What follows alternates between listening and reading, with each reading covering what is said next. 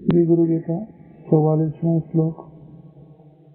युवेरुष्टे गुरुः प्राता गुरोरुष्टेन कश्चन लब्ध्वा कुल गुरुं सम्यक गुरुं एव समाश्रयेत्। अगर शिव जी नाराज हो जाए तो गुरु जी बचाने वाले हैं। कभी चर्चा किए हैं कि ईश्वर नाराज कब होते हैं, तो चर्चा में बात आई जब ईश्वर को सबसे अधिक प्रिय क्या है, तो लेकिन हमारे ज्ञानी भक्त जो हैं वो हमें सबसे अधिक प्रिय है। प्रियो ही ज्ञानिनो अत्यर्थम सचमम प्रिय, वो मेरा ही स्वरूप है। आर्थ विद्वान और साथी तो उदार मति वाले हैं, लेकिन ज्ञानी तो मेरा ही स्वरूप है। वास्तव में वो ईश्वर रूप ही है। भगवान में 30 गुण होते हैं, तो उनमें 36 गुण होते हैं। ईश्वर तो न्याय के अनुसार करने वाला है, उनको तो अपना संसार चलाना है। बंधन भी उन्होंने बनाया है और मुक्ति के नियम भी बनाए हैं, लेकिन जो गुरु जी हैं वो तो सिर्फ बंधन से छुड़ाने के लिए आते हैं। हरि ने कुटुंब जाल में भेजो, गुरु ने आवा गमन छुड़ायो। ईश्वर ने तो हमको शरीर में भेज दिया, बुद्धि अहंकार आदि में भेज दिया, अपनी माया से हमारा स्वरूप ढक दिया, लेकिन उनको उनका निरावरण करने का काम गुरु जी का है। तो ऐसे जो गुरु तत्व में प्रतिष्ठित हैं, जो ईश्वर के परम पराभक्ति में लीन रहने वाले, उनके परम स्वरूप को जानने वाले हैं, उनके प्रति जो अपराध है जब हम करते हैं तभी ईश्वर नाराज होते हैं। वास्तव में जब हम गुरु जी को रुष्ट करते हैं तभी ही ईश्वर नाराज होते हैं। नहीं तो ईश्वर तो अनुकूल चतावर्ती, हर कामों में आपके राजी हैं। वो ये नहीं कहते कि मैं आप पे नाराज हूँ, आप अच्छा करोगे तो अच्छा फल ले जाओ, बुरा करोगे तो बुरा फल ले जाओ, पुण्य करोगे तो स्वर्ग चले जाओ, पाप करोगे तो नरक चले जाओ। वो हस्तक्षेप नहीं करते। हस्तक्षेप तब करते हैं जब आप अपने गुरु की आज्ञा करते हैं, तब ही वो नाराज होते हैं। भुसुंडी जी का उदाहरण है, वो शिव जी की अर्चना में बैठे हैं और गुरु जी आए तो वो उठकर प्रणाम नहीं कर रहे।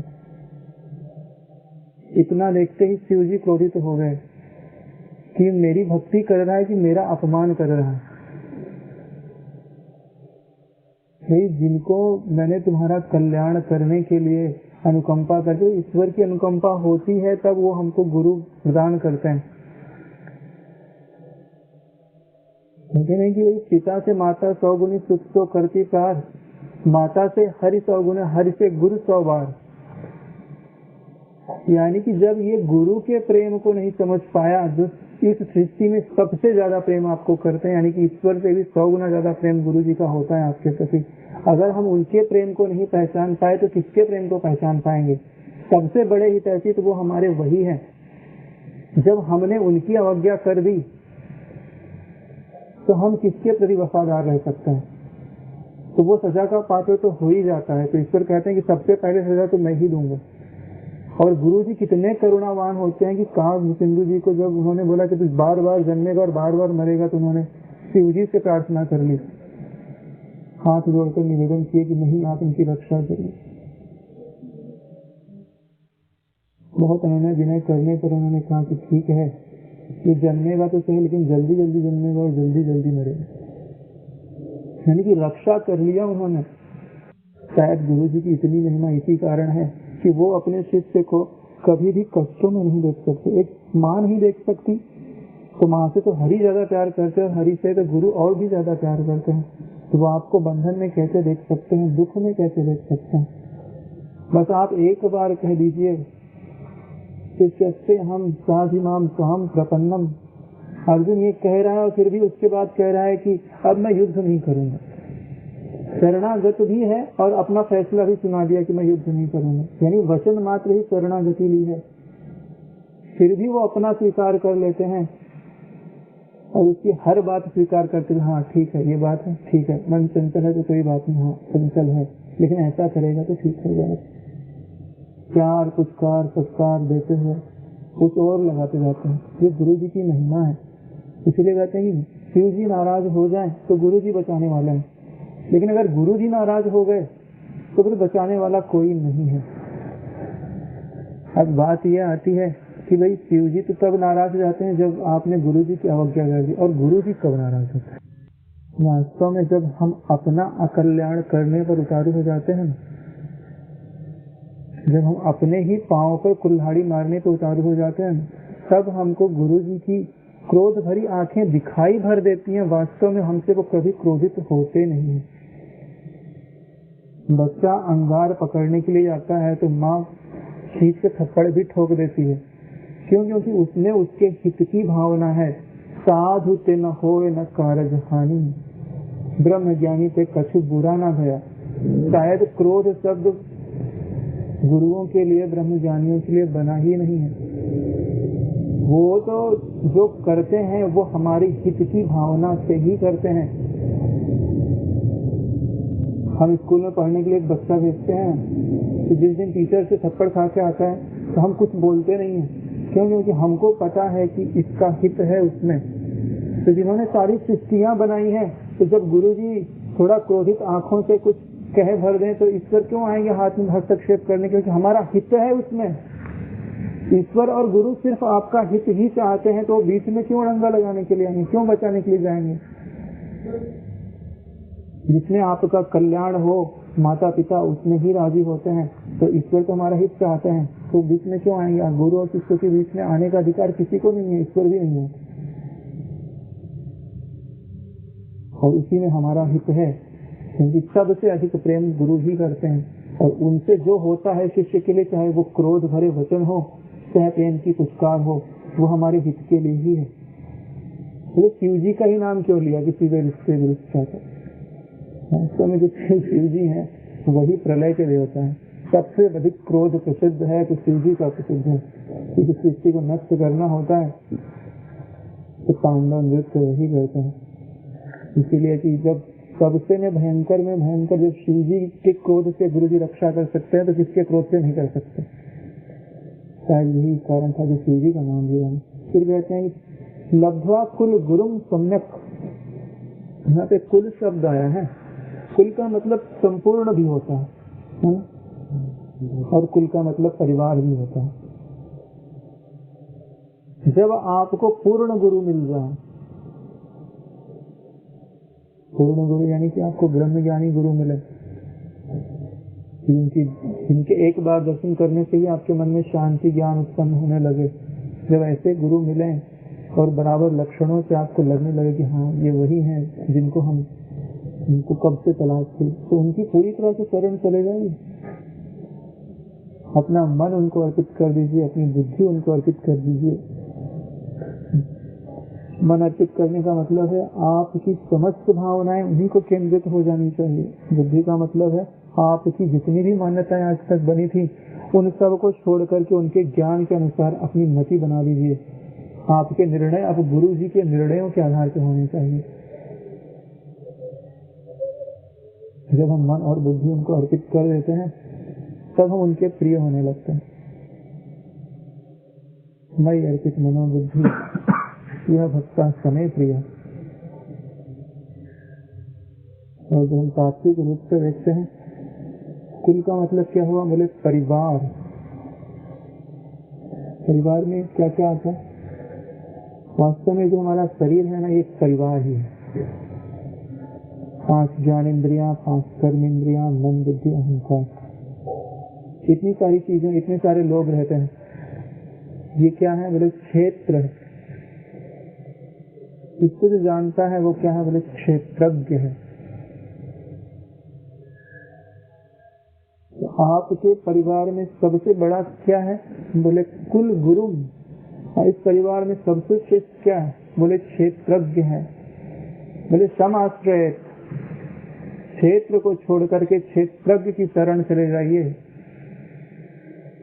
उन्हीं के आश्रय में रहिए।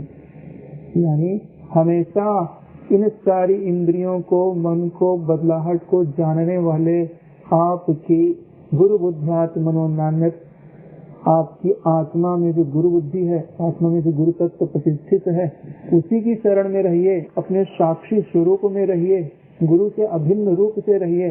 मन बुद्धि अहंकार आदि जब प्रकृति के तीनों गुणों से सदैव व्यवस्थित रहते हैं, उनसे तदात्म छोड़ दीजिए। यही गुरु जी के आश्रय में सम्यक पूर्वक रहना है।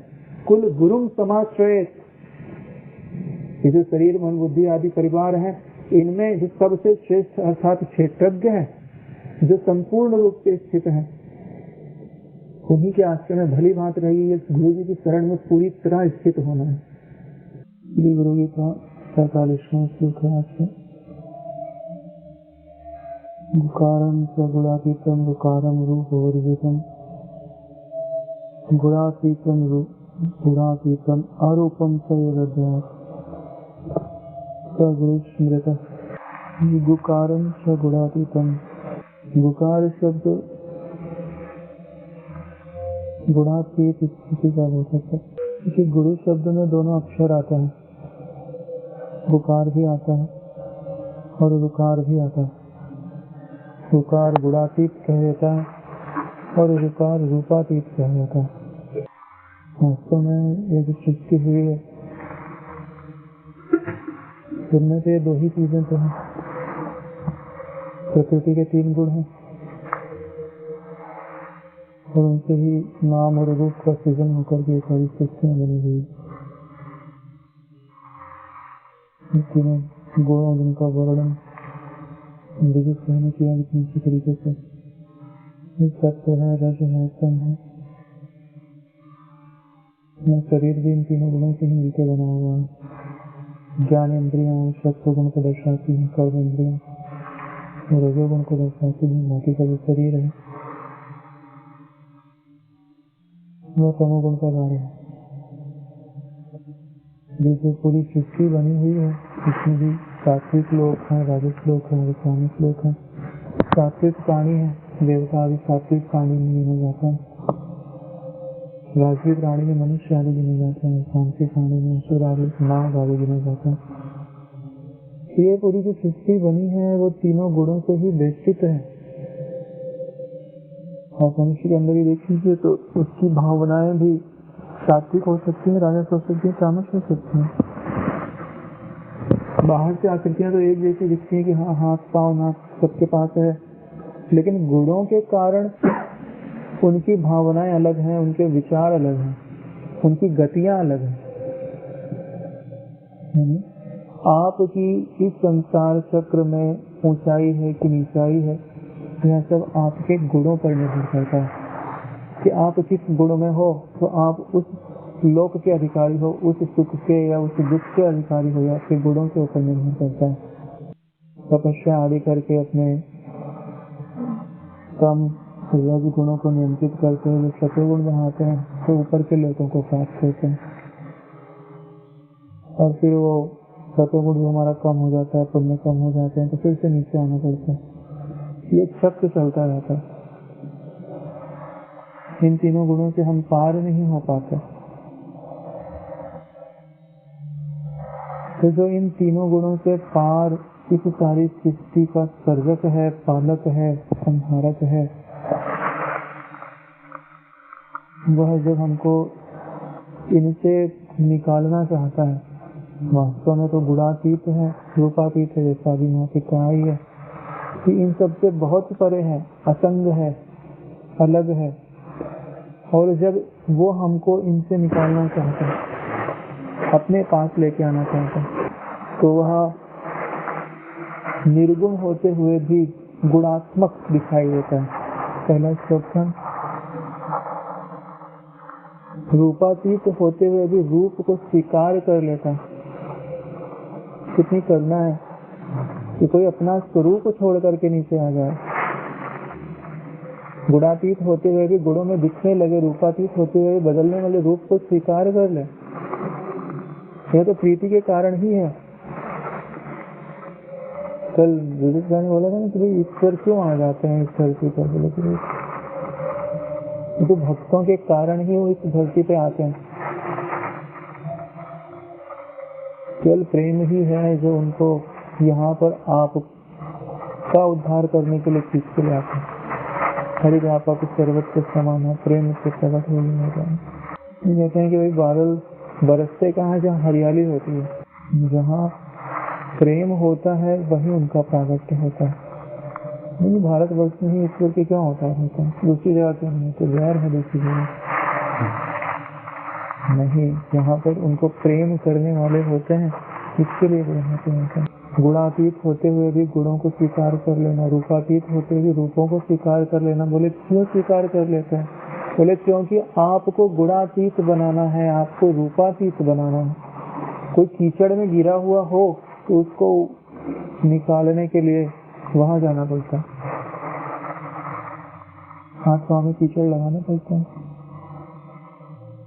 उनकी दयालुता है ना, उनकी करुणा है, नहीं तो क्यों अपना परब्रह्म रूप छोड़ करके इस नश्वर संसार में आना। और हम ऐसे हैं कि पूरी तरह चलते भी नहीं, थोड़ी देर अहोभाव रहेगा, धन्यवाद रहेगा, फिर अपनी आदतों से मजबूर होकर हम विमुक्ता की ओर भी कर लेते हैं।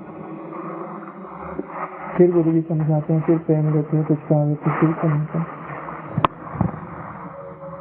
गुणातीत और रूपातीत स्थिति देते कैसे हैं? क्योंकि ये आत्मविद्या तो जो है वो शाप या वरदान से देने वाली नहीं है। विवेकानंद जी कहा करते हुए बोले कि स्वयं ज्ञान पा लेना बोले बहुत आसान है, क्योंकि ये आपका मन है, जब चाहो रोक दो, ये आपकी बुद्धि है, जब चाहो विचार कर लो। बोले लेकिन दूसरे को ज्ञान कराना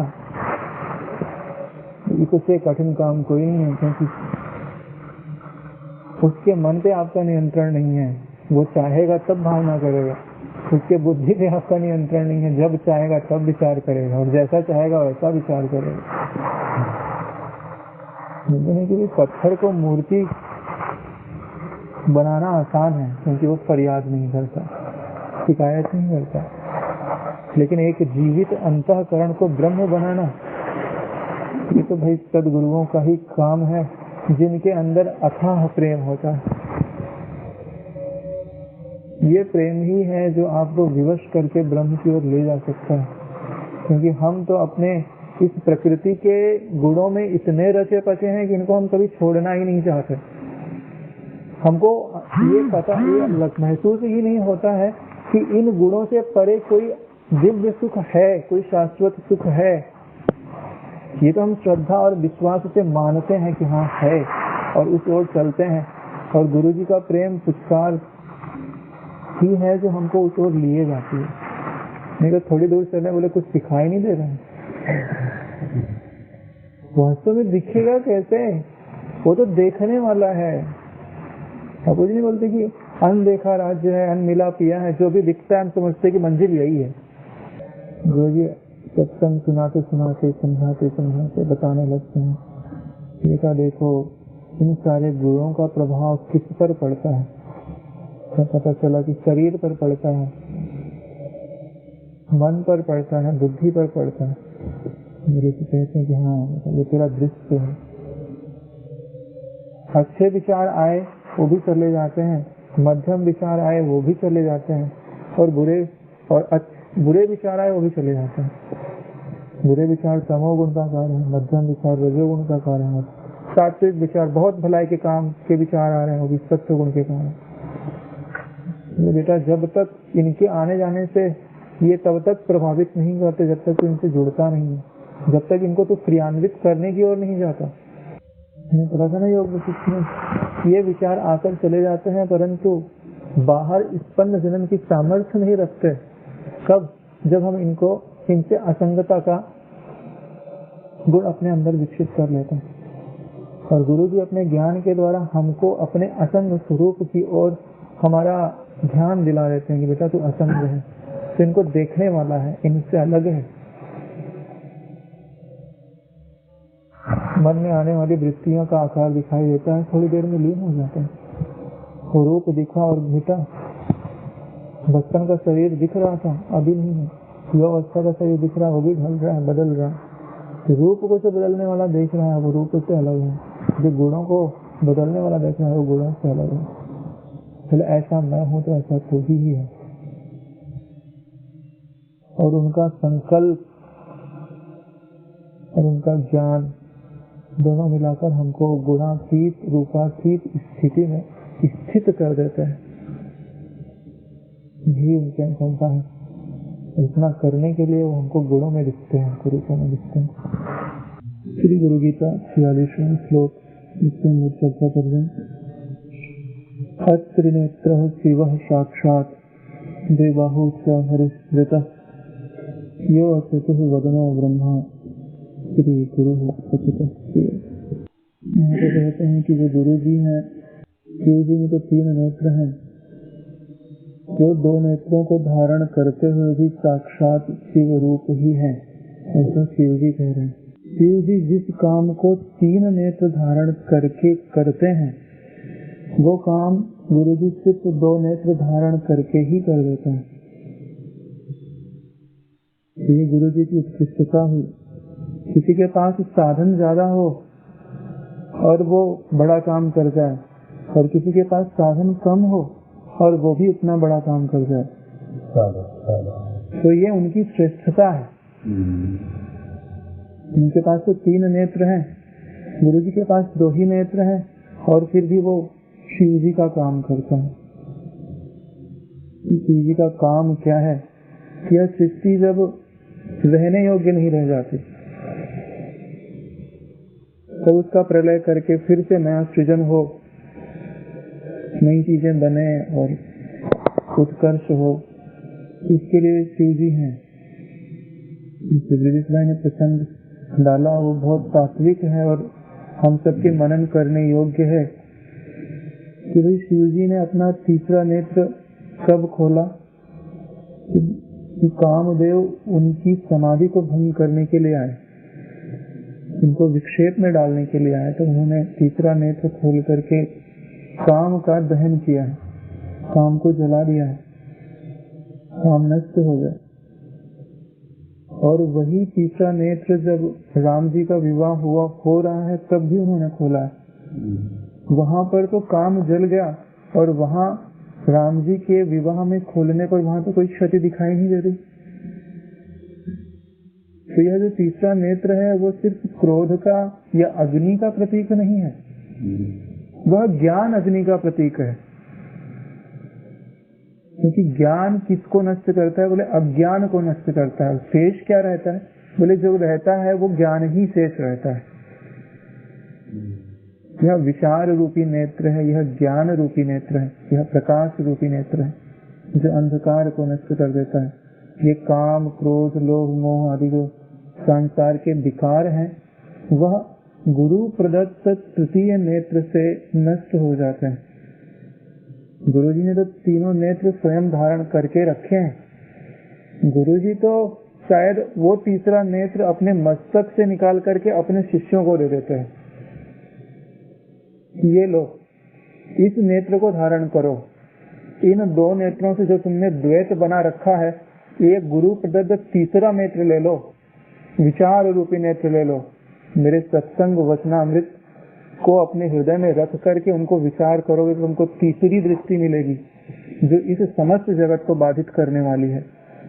फिर तुमको ये जगत के विकार परेशान नहीं करेंगे, और उसी दृष्टि से ही तुमको ब्रह्मानंद की भी प्राप्ति होगी। क्योंकि राम जी का जब विवाह हो रहा था तो वहाँ आनंद ही आनंद है। उस आनंद के आस्वादन के लिए भी उन्होंने तीसरा नेत्र ही उपयोग में लाया है। यानी अज्ञान की निवृत्ति के लिए तीसरा नेत्र आवश्यक है, और ब्रह्मानंद की प्राप्ति के लिए भी तीसरा नेत्र ही आवश्यक है। इसके लिए गुरु जी साक्षात 2 आंखों से ही वो 3 नेत्र वाले शिव जी का काम कर रहे हैं। इसके लिए उनकी शिव जी के रूप में स्तुति की जाती है। मुझे कहते हैं कि गुरु जी 2 हाथ वाले श्री हरि हैं। तो 4 हाथों से कोई काम जो करते हैं श्री हरि, तो गुरु जी हमारे सिर्फ 2 ही हाथों से कर देते हैं। उनका काम है इस जगत का पालन करना। तो गुरु जी जो हमारे हृदय में ब्रह्म ज्ञान के संस्कार डालते हैं, उनको पालित करने का, पोषित करने का, कि वो नष्ट नहीं हो जाए। बीज जो है वो वृक्ष रूप में बढ़ जाए और फिर फलित होने लगे, तब तक वो उनसे बचा रहे, पालित होता रहे, पुष्पित होता रहे। वो काम श्री हरि के रूप में, भगवान विष्णु जी के रूप में करते हैं। उनके 4 हाथ हैं, तो उनके चारों हाथ शायद धर्म, अर्थ, काम और मोक्ष, इन 4 पुरुषार्थों को द्योतित करते हैं। तो वो इन चारों हाथों से ये 4 चीजें देते हैं, लेकिन हमारे गुरु जी सिर्फ 2 ही हाथों से इन सारी चीजों को दे देते हैं। जिनकी शरण में आने वाले शिष्य के कामनाएं भी पूरी होने लगती हैं, धर्म भी सिद्ध होने लगता है। धर्म, अर्थ, काम और मोक्ष, तो धन आदि मिलने लगता है, और उनके ज्ञान से मोक्ष भी प्राप्त हो जाता है। इनके हाथ में जो 4 चीजें हैं, उनका क्या अर्थ होता है? जो उन्होंने चक्र धारण कर रखा है, वो उनका मनस्तत्वात्मक रूपी चक्र है। ये गुरु जी का जो मन है, वही उनके हाथ में धारण किया हुआ चक्र है, जो आपकी भ्रांतियों को नष्ट करने वाला है। चक्र का क्या काम होता है? गला ही काटता है। गला यानी आपका अहंकार नष्ट करने वाला है। उनके हाथ में कौमुद की गदा है। वो बोले क्या है? बोले बुद्धि तत्वात्मिका गदा है। बुद्धि रूपी उन्होंने अपने हाथ में गदा लेके रखी है। गदा का क्या काम होता है? गदा एक बार आप घुमा दीजिए, आसपास के जितने भी लोग हैं वो नीचे गिर जाएंगे। सारे अस्त्र शस्त्र हाथ से छूट करके दूर ही गिर जाता है। यानी कि आपके जितने भी संदेह हैं, आपके भी जितने भी कुतर्क हैं, गुरु जी की बुद्धि का एक निश्चय सुनते ही आपके हृदय के सारे संशय चले जाते हैं। फिर कहते हैं कि हाथ में उन्होंने शंख धारण कर रखी है। शंख उनके वेद रूप वचनों के उद्घोष का प्रतीक है। गुरु जी के मुख से वेदांत वाक्य सुनते ही जैसे मंदिर में शंख बजता है, तो सारे जितने भी हानिकारक बैक्टीरिया हैं, ये हैं, वो हैं, सब दूर भाग जाते हैं। ऐसे ही गुरु के मुख से वेदांत वाक्य सुनते ही हमारे हृदय से सारे संशय, सारे दुख, सारे नकारात्मक विचार दूर चले जाते हैं। फिर उनके हाथ में कमल का पुष्प भी है। वो उनके आनंद का, उनके प्रेम का, उनके माधुर्यवादों तक है। श्री हरि के रूप में जो हमारे गुरु जी हैं, वो अपनी इन चारों चीजों को अपने अंदर छुपाए हुए हैं, और साधारण से दोनों हाथों में दिखते हुए चारों हाथों का काम, धर्म, अर्थ, काम, मोक्ष, और अपने प्रेम के साथ वेदांत वाक्यों को सुनाते हुए मन, मनस्तत्वात्मक चक्र और बुद्धि तत्वात्मिका गदा को धारण करते हुए शिष्य का पालन करते हैं। उसे ब्रह्म ज्ञान के योग्य बना देते हैं, और ब्रह्म ज्ञान का दीपक उसके हृदय में जला देते हैं। फिर कहते हैं कि ब्रह्मा जी के तो 4 मुख हैं, गुरु जी ने तो एक ही मुख धारण कर रखा है। अगर एक दृष्टि से देखा जाए तो ब्रह्मा जी के 4 मुख, यानी कि आप ये चारों अंतःकरणों को द्योतित करते हैं। मन, बुद्धि, चित्त और अहंकार, ये 4 मुख हैं। किसके? बोले जिसने सारी सृष्टि बनाई है उसके हैं। और बोलते नहीं, आज हमने पढ़ा ना, आम्र के फल से फिर आम का बीज बनता है और फिर और परंपरा चलने लगती है। तो इस अंतःकरण ने ही परंपरा चालू की है, और इस अंतःकरण के रूप में चल रही है, फिर एक से दूसरे, दूसरे से तीसरी परंपरा चलती रहती है। बोलते हैं ये खत्म कब होती है? बोले इन चारों में जब एकत्व आ जाता है, ये 4 मुख हट करके एक मुख हो जाते हैं। यानी कि ये जो वृत्ति कभी मननात्मक हो रही थी, कभी निर्णयात्मक हो रही थी, कभी अहम का रूप ले रही थी, कभी चिंतन का रूप ले रही थी, बोले सब हटा दीजिए। बोले संबित मात्र तत्व ही शेष है। जब इस रूप में आपको गुरु जी का तत्व ज्ञान मिलता है, यानी कि चारों मुख हट के केवल एक मुख बचता है, तो बोले कि यही आपका मोक्ष हो जाता है। इस रूप में द्योतित करने के लिए 4 मुख वाले जो ब्रह्मा जी हैं, उनके स्थान पे हमें गुरु जी वाले 1 मुख वाले गुरु जी प्राप्त होते हैं। जैसे कि इनके जो 4 मुख हैं, उनको आप अगर चारों वेदों के प्रकाशक के रूप में ले लीजिए कि एक एक मुख से एक एक वेद वो कहते हैं, शायद इसीलिए उनके 4 मुख हैं। तो गुरु जी उन चारों वेदों को केवल अपने एक ही मुखार बिंदु से कहते हैं। ये 3 देवताओं ने अलग अलग अपने अपने स्थान ग्रहण किए हैं और अपने अपने कार्य करते हैं, और गुरु जी उन 3 देवताओं का काम केवल अकेले ही करते हैं। और वो तीनों देवता तो हम लोगों को इस संसार बंधन में भेजते हैं, जहाँ हमें सुख मिलता है, दुख मिलता है, मान मिलता है, अपमान मिलता है, और हम ऊपर से नीचे, नीचे से ऊपर चक्कर ही लगाते रहते हैं। लेकिन एक गुरु जी ही है जो तीनों देवताओं के गुणों को अपने अंदर धारित करते हुए हमको इस परंपरा से छुड़ा देते हैं। कितनी बड़ी महिमा है उनकी, कितनी बड़ी करुणा है उनकी। जो 3 नेत्र भी धारण नहीं करते, 4 भुजाएं भी धारण नहीं करते, 4 मुख भी धारण नहीं करते, और कार्य इन सबका करते हैं, वो तो बंधन में डालते हैं और ये बंधन से छुड़ा देता है। ऐसे श्री गुरु, ऐसे जो परब्रह्म रूप है उन्हें ही गुरु कहते हैं, और इन्हीं को हम प्रणाम करते हैं। श्री गुरु गीता 43वां श्लोक है इसको। देव किन्नर गंधर्वा पितृयक्षास्तुतं गुरु मुनियो अपि न जानन्ति गुरु शुश्रूषणे विधिम्। देव किन्नर गंधर्वा, यहाँ पे कहे हैं कि गुरु सेवा की विधि कौन कौन नहीं जानता।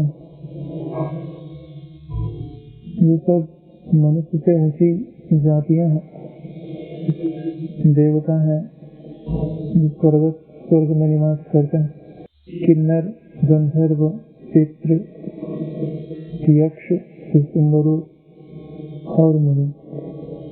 ये जो किन्नर है, गंधर्व है, इन्हें उपदेवता भी कहते हैं। ब्रह्मा जी के अंगूठे से किन्नर का, नाक से गंधर्वों का की उत्पत्ति कही जाती है। जैसे कश्यप ऋषि से इनकी उत्पत्ति है, सबकी कश्यप ऋषि की पत्नी अरिष्टा से, किन्नर की भी और गंधर्वों की भी। ये उपदेवता भी कहे जाते हैं। देवताओं के यशों का गान करना इनका काम है, गंधर्वों का और किन्नरों का। पहले हिमालय में इनका निवास हुआ करता था। इनसे कहा है कि जो यक्ष हैं वो धन आदि में संतुष्ट रहते हैं। पितरगण पितृलोक में निवास करते हैं, उनकी भी अगर पूजन आदि किया जाए तो भी वरदान और श्राप दे सकते हैं। किन्नरों भी गंधर्वों का एक प्रकार है, एक विशेष जाति है। और मुनि लोग हैं जो मनन आदि कार्य करते हैं। शास्त्र आदि बनाना है तो उनका काम है कि हाँ मनन करके इसका क्या अर्थ हो सकता है, इसका क्या अर्थ हो सकता है। न्याय शास्त्र बना दिया, वैशेषिक शास्त्र बना दिया, तो मुनियों का ही काम है। दर्शन शास्त्र बना दिए, बहुत सारी शाखाएं बना दी। इनकी विचारों में ही जो खोए रहते हैं, कि ये सब गुरु जी की सेवा की विधि नहीं जानते। गुरु सेवा की विधि इनको पता नहीं है। सबसे बड़ी चीज ये है कि गुरु सेवा की विधि पता किसको होती है। गुरु सेवा यानी कि गुरु तत्व का जो सेवन है।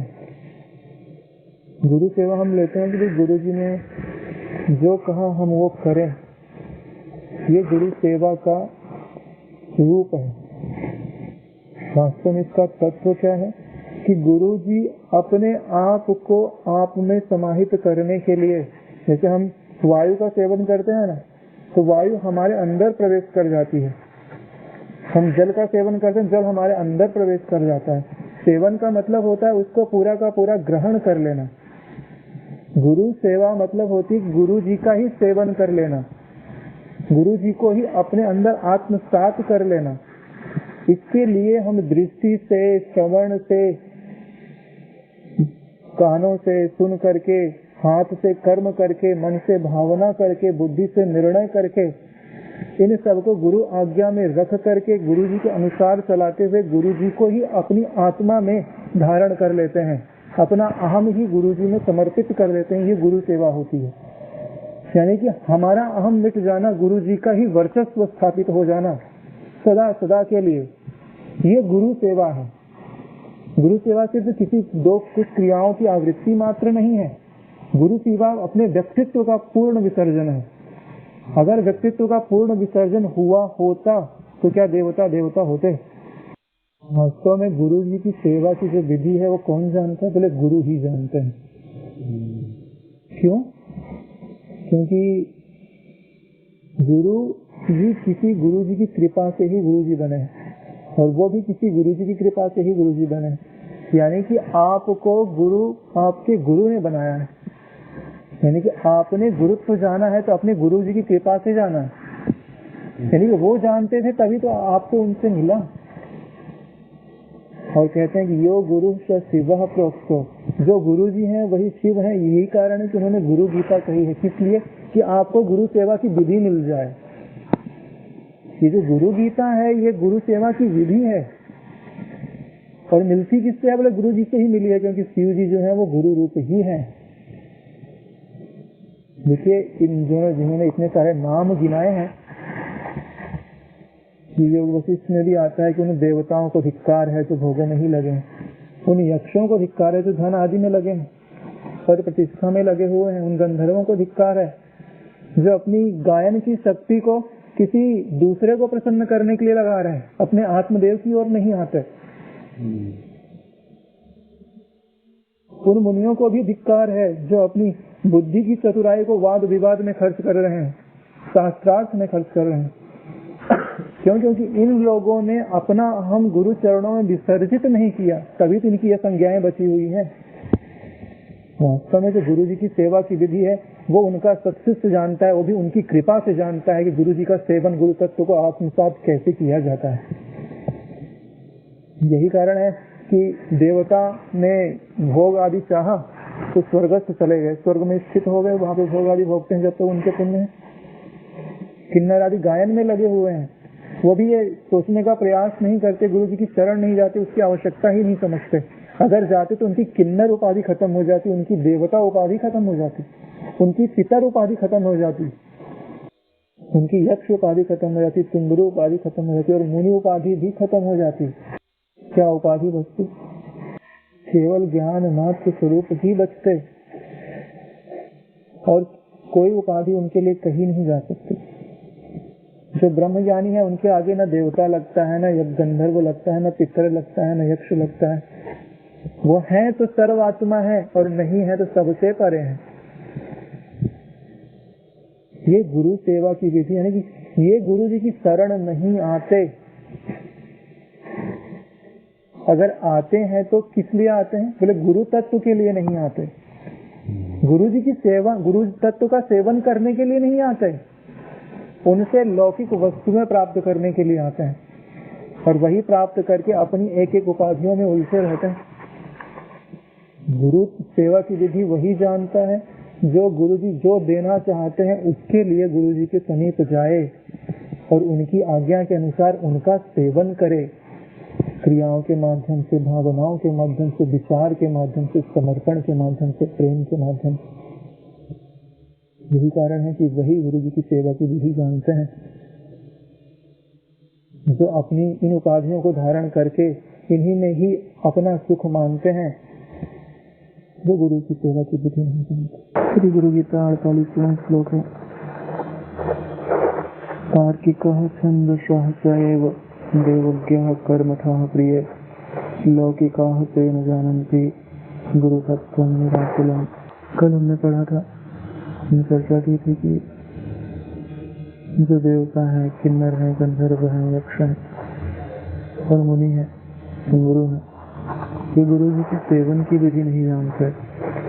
गुरु तत्व को कैसे आत्मसात किया जाता है, कैसे गुरु जी की शरण जाई जाती है, और कैसे गुरु तत्व की मांग अपने हृदय में बनाई जाती है, वो उसको नहीं जानता है। और आज कहते हैं कि ये जो जन है ये पृथ्वी के प्राणी है, तो उन्होंने पृथ्वी के ऊपर के लोगों की, प्राणियों की हमने कल बात की थी। गुरु गीता में है कि आज पृथ्वी के लोगों की बात है, जिसमें तार्किक कहा है, वैदिक कहा है, देवज्ञ यानी कि जो दैव में क्या घटित होने वाला है बता रहता है। देवज्ञ यानी ज्योतिष, कर्मठा यानी कि जिनको कर्म करने में ही रुचि है, और लौकिक जन जिनके है जगत पूरा सबसे ही लौकिक होता है, ये निर्मल गुरु तत्व को नहीं जानते हैं। क्यों नहीं जानते हैं? पहले है आता है कि तार्किक, जिनकी बुद्धि तर्क प्रधान है, ये जो दिख रहा है इसी में अपनी मति लगाते हैं और वो जो मानते हैं उसी को सिद्ध करना चाहते हैं। तर्क का मतलब ही होता है कि आपकी मति ने जो स्वीकार कर लिया उसी के पक्ष में तर्क देना, ये नहीं सोचना कि हमारी मति ने जो स्वीकार किया है वो सत्य है कि नहीं, इस पे विचार नहीं करते। तर्क का मतलब ये है कि जो मैंने मान लिया है वो मैं दूसरे के सामने सिद्ध कैसे कर दूं, इसको तार्किक बोलते हैं। आपकी मति में जो आया बाकी सबका निषेध। वकील क्या करते हैं? वकील का मतलब ही तार्किक समझ लीजिए, वकील मतलब तार्किक। उन्होंने अगर असत्य का पक्ष ले लिया, उनको पता भी है कि असत्य है, तो भी उसी को सिद्ध करेंगे। ऐसा ही सही है। और आजकल मतलब ये जो कलयुग चल रहा है इसमें तार्किक तो बहुत अच्छा शब्द है, कुतार्किक जनों की बहुमति है। तार्किक तो चलिए कम से कम जितनी मति की योग्यता है उतना तो चलते हैं। जो कुतार्किक होते हैं ना, वो तो खुद तो गिरे ही हुए हैं और दूसरी की श्रद्धा को भी तोड़ देते हैं। यानी कि अपनी ईश्वर ने जो प्रदत्त आपको मति दी है, बापू जी कहते हैं कि ईश्वर ने आपको मति दी है तो किस लिए दी है? पेट पालने के लिए तो एक साधारण सी मति की जरूरत भी नहीं पड़ती, मच्छर भी अपना पेट भर लेता है। बुद्धि आप ईश्वर ने इसलिए दी है कि बुद्धि दाता को पाले। उसने बुद्धि का दुरुपयोग किया, बुद्धि की मान्यताओं को, अपनी मान्यताओं को दूसरे की ऊपर थोपने के लिए ये बुद्धि का उसने दुरुपयोग किया। इसके लिए वो तार्किक कहा जाता है। तर्क ही जिनका विषय है। कहते हैं कि भाई एक नास्तिक था और एक आस्तिक था, दोनों अपने अपने तर्कों में बहुत प्रवीण थे। यानी कि कोई नास्तिक हो, वो आस्तिक के सामने जाकर ऐसे ऐसे दृढ़ तर्क देगा कि वो आस्तिक बन जाएगा, और वो तुरंत नास्तिक के पास जाएगा तो वो ऐसे तर्क देगा कि वो फिर से नास्तिक बन जाएगा। ये ऐसे दोनों में दृढ़ तर्क थे। तो एक दिन बोले, गांव वाले परेशान हो गए, बोले कि चलिए इन दोनों को ही मिला देते हैं, जो जीतेगा हम सब उसी की मत को स्वीकार कर लेंगे। सभा बैठी शाम के समय और सब लोग तो भाई थोड़ी देर सुने, कोई इधर सो गया कोई उधर सो गया, लेकिन दोनों में तो तर्क चलता रहा। जब सुबह हुई तो बोले अब तो निराकरण हो गया होगा, दोनों शांत बैठे हैं, अब तो निराकरण हो गया होगा। तो हुआ क्या कि जो आस्तिक था उसने नास्तिकता स्वीकार कर ली, और जो नास्तिक था उसने आस्तिकता स्वीकार कर ली। उसको उसके तर्क पूरे के पूरे उसके मन में आ गए और उसके पूरे मन में आ गए। ये तार्किक का ही होता है। तर्क से कोई रास्ता नहीं निकलता है। मति तो है, लेकिन मति केवल दृश्य में ही लग रही, दृश्य को ही प्रमाणित करने पे तुली हुई है। ये होते हैं तार्किक। तो बोलते हैं कि वैदिक ये तो अपनी बुद्धि की योग्यता समाज में जताना चाहते हैं, और तार्किक हैं। वैदिक क्या करते हैं? बोले कि वेदों में उन्होंने जो पढ़ा है वो अपनी इच्छा पूरी करने में और दूसरे की इच्छा पूरी करने में लगाते हैं। नहीं, वेद तो हैं जो मुक्ति के साधन हैं, अपौरुषेय हैं, लेकिन उनका भी उपयोग इस जगत के लिए करना, दृश्यमान जगत के लिए करना, ये वैदिक कहलाते हैं। यानी कि तो कर्मकांड करेंगे या तो उपासना करेंगे, ज्ञान की तरफ नहीं जाएंगे। त्रैगुणिया विषया वेदानि त्रैगुण भवार्जुन। वह भी इसी संसार में, इसी संसार की सत्यता पाने के लिए, इसी संसार के भोग पाने के लिए उसी में लगे रहते हैं। ये है वैदिक। फिर बोलते हैं कि देवताओं ने जो योग बना रखा है उसको बता देते हैं कि क्या घटित होने वाला। पहले क्या घटित हुआ था वो भी गणित लगा के बता देंगे, आगे आने वाली घटनाएं बता देंगे। ने कहा नहीं, ब्रह्मा जी कहाँ पे स्थित हैं वो भी बता देते। यानी कि बुद्धि की इतनी सूक्ष्मता है कि भूत जान लिया, भविष्य जान लिया, लेकिन जिससे जाना जाता है उस ओर उन्होंने मति नहीं लगाई। इसलिए ज्योतिषी भी इसी दृश्य के आकलन में ही लगे रहते हैं, जिसका आकलन करने से सारे आकलन पूरे हो जाएं उसकी तरफ उनकी मति नहीं लगती। फिर बोलते हैं कि कर्मकांडी, यानी कर्म करके ही जो सुखी होना चाहता है उनको कर्मकांडी कहता है। और कर्म तो चाहे आप शरीर से कर्म करिए चाहे मन से कर्म करिए, कर्म का मतलब ही होता है अपने स्वरूप से सुख हो जाना। और कर्म के कारण ही आपको शरीर मिल रहा है, और कर्म हम करते हैं तो कुछ ना कुछ प्राप्त होने की इच्छा से कर्म करता है। यही कारण है कि जो कर्मकांडी हैं उनकी भी मति तत्व की ओर नहीं जाती। तो बोलते हैं कि लौकिक जन, यानी कि ये जो संसार में साधारण प्राणी है, इनको यह संसार ही सत्य प्रतीत हो रहा है, जो दिखता है वो उसी को सत्य मानते हैं और उसी की प्राप्ति में सुख को पाने में और दुख को हटाने में लगे रहता है, वो लौकिक जन कहलाते हैं। ये सब निर्मल गुरु तत्व को नहीं जानते। क्यों नहीं जानते? क्योंकि ये जिस घेरे में है उस घेरे को छोड़ करके गुरु जी की शरण नहीं जाते। सब अपने अपने घेरे में ही संतुष्ट हैं, अपने अपने यत्नों में ही लगे हैं। वैदिक उसी में सुख मान रहा है, लौकिक उसी में सुख मान रहा है, ज्योतिष उसी को ही संपूर्ण समझ रहा है। जो कर्मकांडी हैं बोले बस इतना ही संसार है, इतना कर लूं इसमें सुख मिल जाएगा, इतना कर लूं। उनको कोई बताने भी जाए तो भी उसको स्वीकार करने के लिए तैयार नहीं है। ये भगवान शिव हमको कह क्यों रहे हैं? क्योंकि हम रोज ऐसे लोगों को अपने आसपास देखते हैं तो हमारी मति में निश्चय होना चाहिए, क्या इन्होंने परम गुरु तत्व पाया है? कई बार ज्योतिषियों का इतना बड़ा यश होता है कि उनको देख करके बहुत सारे लोग ज्योतिषी बनना चाहते हैं, तार्किक को देखकर तार्किक बनना चाहते हैं।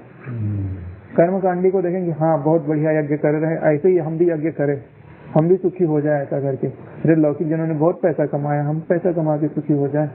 बोलते हैं कि नहीं, ये निर्मल गुरु तत्व को नहीं जानते, निर्मल गुरु तत्व को प्राप्त नहीं होते। इनकी सारी उपलब्धियां क्षण भर दिखाई देने मात्र हैं, इसलिए इनका अनुकरण मत करो। इसीलिए उन्होंने इन सब का नाम गिनाया है। और जिन्होंने निर्मल गुरु तत्व नहीं पाया ना, वो सदा के लिए दुख से नहीं छूटते।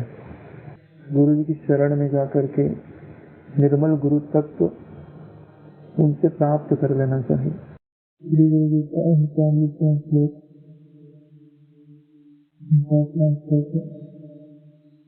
महा अहंकार गर्वेण तपो विद्या बलेन च भ्रामयन्ते तस्मिन् संसारे घटियन्तं तथापि। महा अहंकार गर्वेण, तप और विद्या के बल के कारण और महा अहंकार के कारण यह जो जीव है वो इस संसार में रहट की भांति भ्रमता रहता है। यह श्लोक गुरु लिखा है। ये आपकी दृष्टि में इस संसार की परंपरा को द्योतित करता है कि इस परंपरा से छूटने के लिए जो उपाय है आपकी दृष्टि उसकी ओर ही चली जाए। जब आपको पता होगा कि हम बंधन में हैं तभी तो मुक्ति का उपाय सोचेंगे। जब आपको समस्या महसूस होगी तभी तो उसका समाधान सोचेंगे। लोग ऐसे होते हैं कि नाली के किनारे रहते रहते उनकी इतनी आदत पड़ जाती है कि उनको नाली की बदबू नजर नहीं आती। उनका मन उसी में लगा हुआ है। तब उनको ये भी विवेक देना पड़ता है कि भैया आपको दुख हो रहा है, बीमारी हो जाएगी इससे। ऐसे ही हम इस संसार के अभ्यस्त हो गए हैं। संसार के दुखित होते हुए भी हम उनसे छूटने का यत्न नहीं करते। इसी में सेट हो गया है मन। इतने कष्ट रोज मिल रहे हैं फिर भी हम यही रहना चाहते हैं। घाट इसको बोलते हैं कि नीचे से पानी लेके ऊपर आया और ऊपर गिरा दिया, और फिर नीचे से फिर गया, नीचे से लेके आया फिर ऊपर आके गिरा दिया। इसको घाट बोलते हैं। नीचे के मृत्यु लोक आदि में आए, पुण्य कर्म करके उसमें जल भरा और ऊपर के लोकों में दे जाके हमने वो जल खाली कर दिया। कमाया और खाली कर दिया, घूम रहे हैं, एक चक्र बना हुआ, इस परंपरा से मुक्ति नहीं है। ये परंपरा चल किस कारण से रही है? तपो विद्या बलेन च। तप के कारण हम जल भरते हैं। तप का अहंकार है, विद्या का अहंकार है, बल का अहंकार है, बोले और महाअहंकार। अहंकार किसे कहते हैं?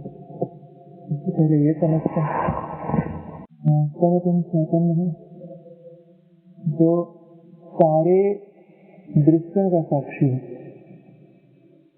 आप कोई भी उपाधि दे देंगे तो वो उसका भी साक्षी हो जाएगा, यानी अप्रमेय है।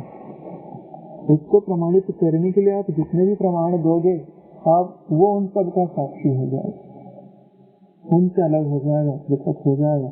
ऐसा जो असंग साक्षी परमात्मा है, जब वो अपना स्वरूप भूल करके किसी एक आकृति से, एक परिच्छिन्नता से तदात्म करके उसी को मैं मानने लगता है। महाकाश एक घड़े की आकृति बन जाने से अपने को घटाकाश मानने लगता है। चलो इतना तो सही था कि अपने को घड़े में मानने लगे, फिर अपने आप को घड़ा मानने लग गए। घटाकाश माने तो भी सौदा सकता है, कभी न कभी घड़ा टूटेगा और महाकाश के रूप में अपने को अनुभव कर लेगा। लेकिन वो अगर घड़ा ही मानने लग जाए तो घड़ा तो बनेगा और बिगड़ेगा। ऐसे ही वह चिदाकाश रूप परब्रह्म एक शरीर में आबद्ध हो गया, एक शरीर से तादात्म्य करके उसी शरीर को मैं मानने लगा। जब उसी शरीर को मैं मानने लगा तो उस शरीर से जुड़ी हुई क्रियाओं में भी उसने अपनी अहमता थोप दी। शरीर ने अच्छा किया तो बोलता है मैंने अच्छा किया, शरीर ने बुरा किया तो बोलता है मैंने बुरा किया। इसके कारण वो उसी में लगा रहता है। कई बार ऐसा देखा जाता है कि जो दुर्जन होते हैं ना, दुष्ट बुद्धि वाले लोग, जिनको जब कोई संत महापुरुष मिलते हैं तब वो ईश्वर की तरफ बहुत तेजी से चल जाते हैं, बहुत तेजी से चलते हैं और पा भी लेते हैं। वाल्मीकि जी का उदाहरण है और भी कई लोगों का उदाहरण है। लेकिन जो थोड़े थोड़े धर्म की तरफ चलते रहते हैं, उनको जब मिलते हैं तब वो उतनी तेजी से नहीं चल पाते हैं। क्यों? क्योंकि जो बुरी चीजें हैं ना, जो नकारात्मक चीजें हैं, उनका उतना अभिमान नहीं होता जितना हमको अपनी अच्छाई का अभिमान होता है। मैं चोर हूँ कहलाना कोई नहीं चाहता, मैं पापी हूँ ये भी कहलाना कोई नहीं चाहता, मैं दुर्गुणी हूँ ये भी कहलाना कोई नहीं चाहता, मैं अच्छा हूँ ये कहलाना आप चाहते हो, मेरे में अंदर ये गुण है ये आप कहलाना चाहते हो। यहाँ पे कितना बढ़िया श्लोक है, कहते हैं कि तप के, विद्या के, बल के, अभिमान के कारण, क्यों? क्योंकि ये सोने की जंजीरें हैं। किसी ने आपको लोहे की जंजीर में बांध दिया हो तब आपको बंधन का एहसास होता है कि हाँ बंधे हैं, हम छूट जाएं। यही कारण है कि जो दुर्गुणी है उनको अपने अंदर कोई गुण दिखाई नहीं देता, सिर्फ एक ही गुण दिखाई देता है कि हमको इतने दुर्गुण होने पर भी ब्रह्म ने, गुरु ने स्वीकार कर लिया, इस कारण वे सीधे के सीधे परमात्मा तक पहुंच जाते हैं। लेकिन जिनके अंदर थोड़े से गुण है ना, वो उन्हीं गुणों में आबद्ध रहते हैं कि मैं गुणवान हूँ। वो अपने गुणों की ही शरण रहते हैं, इस प्रकृति के गुणों की ही शरण रहते हैं, प्रकृति से पार तत्व के गुरु जी की शरण नहीं जाते। लोहे की जंजीरों से तो आपको आपके बंधे होने का एहसास है, अगर वही जंजीरें सोने की हो जाए तो अरे इनको तो हम संभाल के रखेंगे, बहुत मूल्यवान है। मूल्यवान क्या है? पिंजड़ा तो चाहे जैसा भी हो, वो तो पक्षी के लिए बंधन ही है।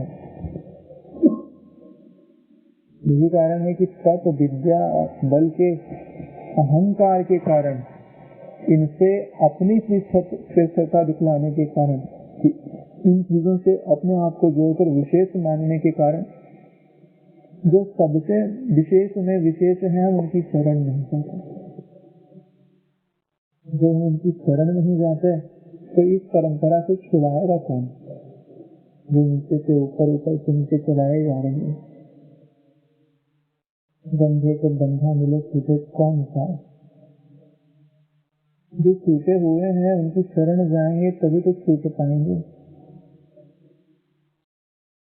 इसलिए सद्गुणों का अभिमान छोड़ना, गुरु की शरणागत होना, शरणागत होने के लिए इन गुणों का अभिमान छोड़ना चाहिए। पहले भी श्लोक आया है कि स्वाश्रमं स्वजातिं स्वकीर्तिं पुष्टिवर्धनम् एतत् सर्वं परित्यज्य गुरुम् एव शरणं। इसलिए आपको समझना चाहिए कि हम तपस्या करते हैं तो आज का ही सत्संग कहता है कि संयम तो करिए, तपस्या तो करिए, जप तो करिए, लेकिन इनका अहम अपने में मत लेके आइए कि मैं जप करता हूँ, मैं संयमी हूँ। क्योंकि शरीर को, मन को, बुद्धि को श्रेय की ओर तो चलाएं, लेकिन अभिमान संयुक्त न चलाएं।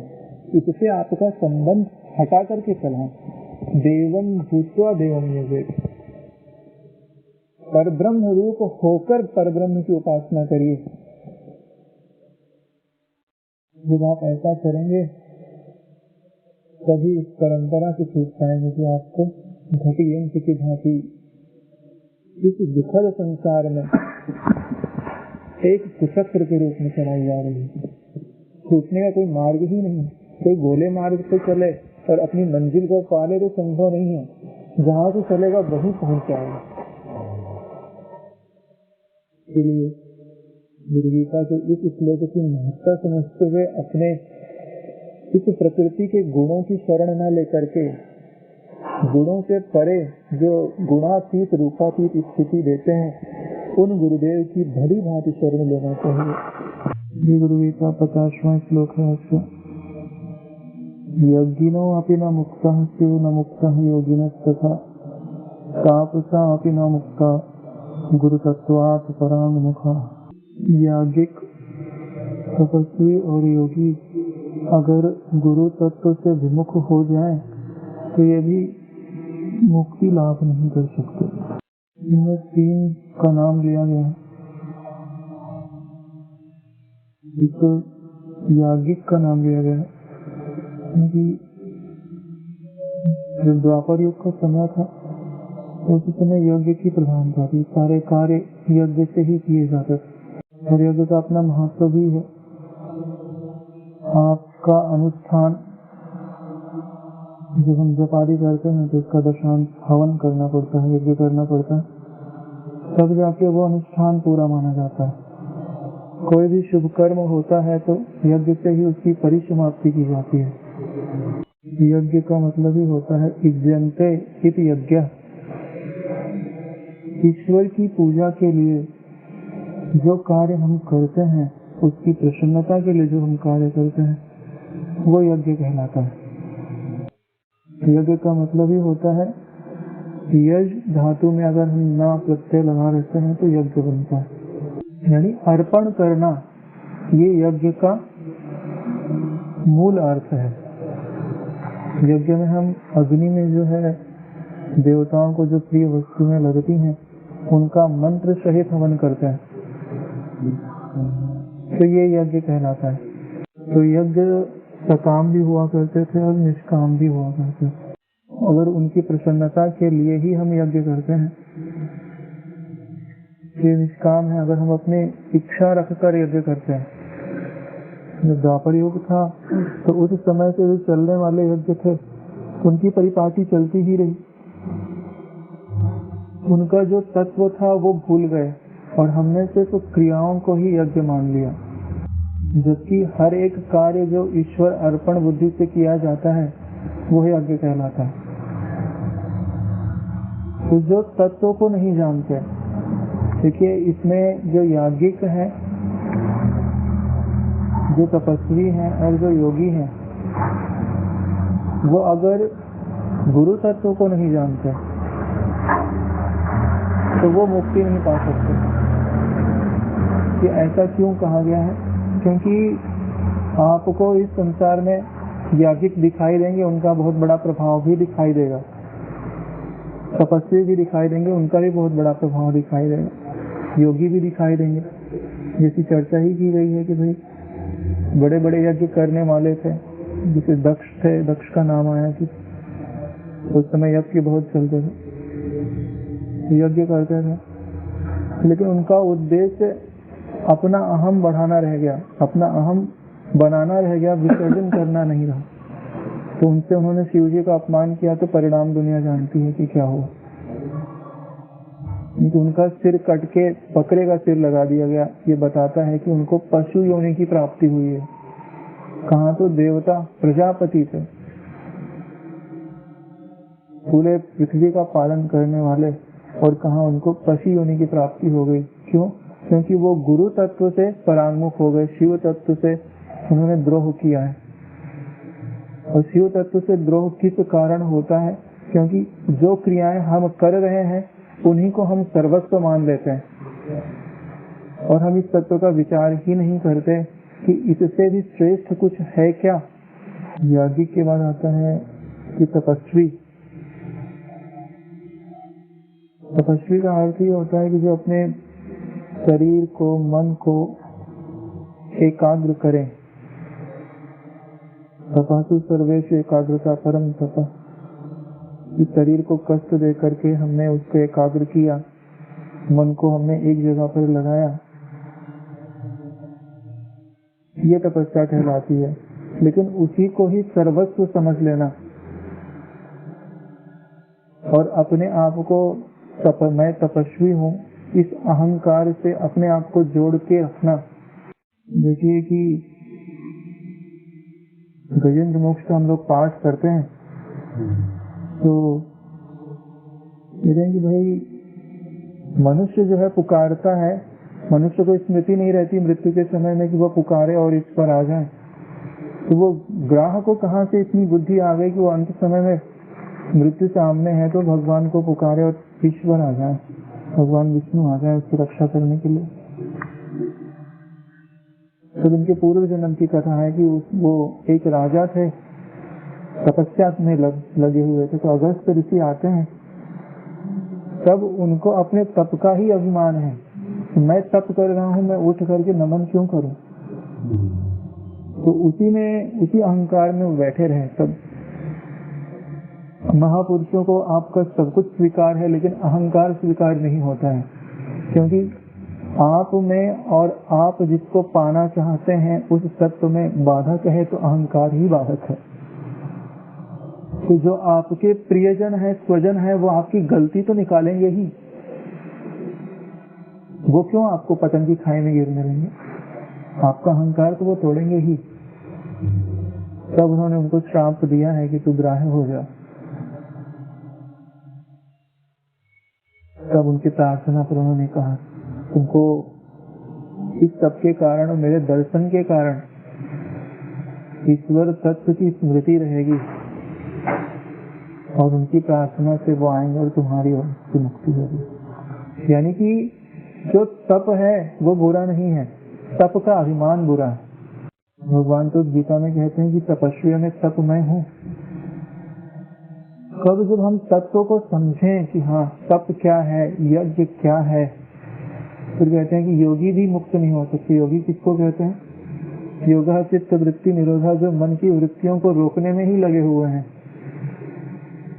और थोड़ा रोक लिया तो फिर अभिमान कर लिया कि मैं तो बहुत बड़ा योगी हूँ, वृत्तियों को रोकने से सामर्थ्य आता है, थोड़े चमत्कार घटित कर दिए तो उसी का अहम लेकर के कि मैं श्रेष्ठ हूँ। इसके ऊपर वाला श्लोक था महा अहंकार गर्वेण, शायद उसी को आगे बढ़ाते हुए ये श्लोक कहा गया है। ये तीनों बहुत श्रेष्ठ हैं। साधारण मनुष्यों से याज्ञिक श्रेष्ठ हैं, साधारण मनुष्य से तपस्वी बहुत श्रेष्ठ हैं, योगी भी बहुत श्रेष्ठ हैं। लेकिन यह श्रेष्ठता तब है जब वो गुरु तत्व से विमुख नहीं हो, वो इनमें रुक नहीं जाए। जिससे ये सब सिद्ध होते हैं उनकी ओर उनकी दृष्टि जाए। वास्तव में यज्ञ सीखने के लिए भी गुरु जी चाहिए, योग सीखने के लिए भी गुरुजी चाहिए, और तप करने के लिए भी आपके पास गुरुजी होने चाहिए, तभी तो बताएंगे कि किस रास्ते से तप किया जाता है। और सबसे बड़े में बड़ी चीज है कि ये सारी क्रियाओं के पीछे आपका उद्देश्य क्या है। अगर आपका उद्देश्य संसार है तो फिर आपकी दुख की परंपरा नहीं छूटेगी। अगर इनके पीछे उद्देश्य आपका ईश्वर है तो एक ना एक दिन आपको सद्गुरु की शरण मिलेगी और आप गुरु तत्व के सन्मुख होंगे। गुरु तत्व से विमुख कौन करता है? जब हम सूर्य की ओर पीठ कर देते हैं, जब हम ईश्वर को छोड़कर संसार पाना चाहते हैं तो ये क्रियाएं अपना अभिमान साथ में लेकर आती ही हैं। नहीं, कोई कर्म जो है बिना धूम्र का नहीं हो सकता। संसार में आप कोई कर्म करो और अभिमान रहित तो हो जाओ, संभव नहीं है, अहंकार चिपक ही जाएगा। अरे मैंने तो कुछ नहीं किया, है सब तो परमात्मा करता है। मैंने कुछ नहीं किया, ये भी अभिमान हो गया तो अभिमान से छूटने कहाँ जाओगे? वो तो गुरु कृपा है, गुरु जी का प्रसाद है जो कि आपको अहंकार रहित बना देती है। नहीं तो मुझमें अहंकार नहीं है, ये भी तो बहुत बड़ा अहंकार है। इसलिए कहते हैं कि जो यज्ञ की क्रियाएं अच्छी हैं, योग की क्रियाएं अच्छी हैं, तप भी अच्छा है। कब अच्छा है? जब ये आपको गुरु जी की शरण में लेके जाएं, तब ये अच्छे हैं। तब ये आपको प्रकाश की ओर लेकर जाएंगे। गुरु तत्व से एक होने के लिए ये सारी क्रियाएं हैं, गुरु तत्व से विमुख होने के लिए क्रियाएं नहीं है। इसीलिए कहते हैं कि गुरु तत्व से विमुख है, यानी गुरु जी की शरण से विमुख है। मूल अर्थ में कहें तो गुरु जी की महत्ता को नहीं समझते और इन्हीं क्रियाओं की महत्ता में ही लगे हैं, वो इनसे मुक्ति नहीं पा सकते, वो अपना परम लक्ष्य नहीं सिद्ध कर सकते। इसलिए कहते हैं कि गुरु जी की महत्ता समझते हुए उनकी शरण जाइए और उनके कृपा प्रसाद से, उस सत्य से एक अपने आप को अनुभव करिए। तभी आपका याज्ञिक होना सफल है, तपस्वी होना सफल है, योगी होना सफल है।